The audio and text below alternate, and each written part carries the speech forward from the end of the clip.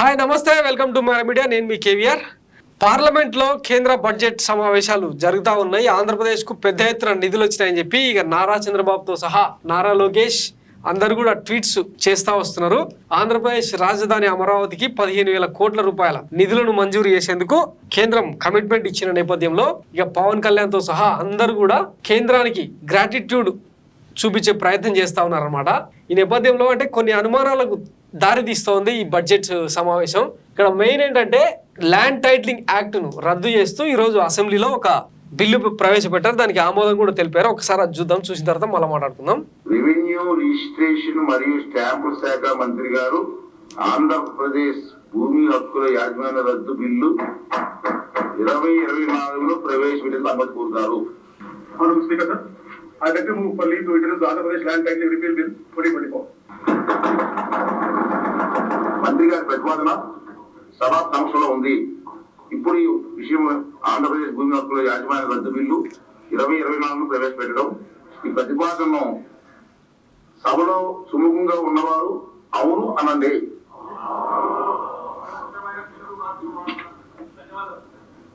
వ్యతిరేకంగా ఉన్నవారు కాదు అనండి.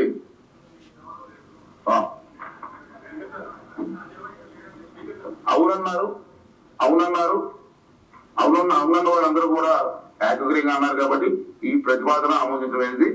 బిల్లు సభలో ప్రవేశపెట్టబడింది.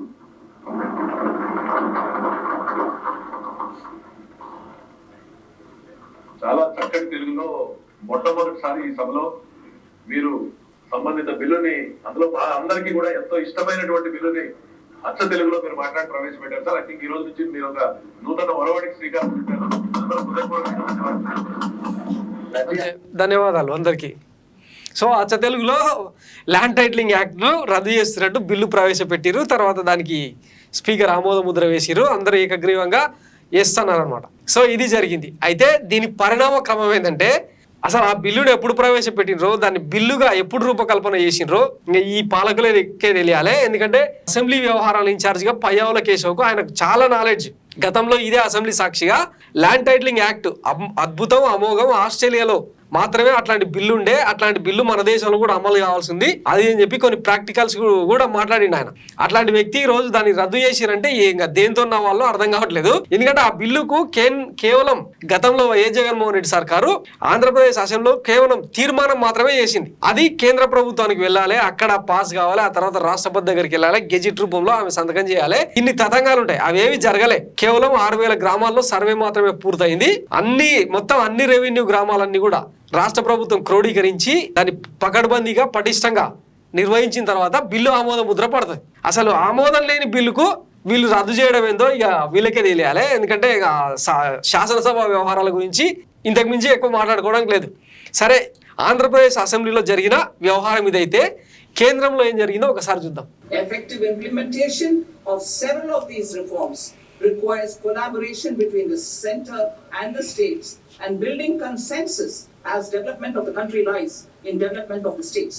For promoting competitive federalism and incentivizing states for faster implementation of reforms, I propose to earmark a significant part of the 50-year interest-free loan. Working with the states, we will initiate the following reforms. Land-related reforms and actions, both in the rural and urban areas, will cover land administration, will cover 1. Land administration, planning and management, and 2. Urban planning usage and building bylaws. These will be incentivized for completion within the next 3 years through appropriate fiscal support. Rural land-related actions. Rural land-related actions will include 1. Assignment of unique land parcel identification number, UL PIN, or Bhu-Aadhaar for all lands. 2. Digitization of cadastral maps. 3. Survey of subdivisions, survey of map subdivisions as per current ownership. 4. Establishment of land registry. And 5. Linking to the farmers registry. These actions will also facilitate credit flow and other agricultural services. Urban land related actions.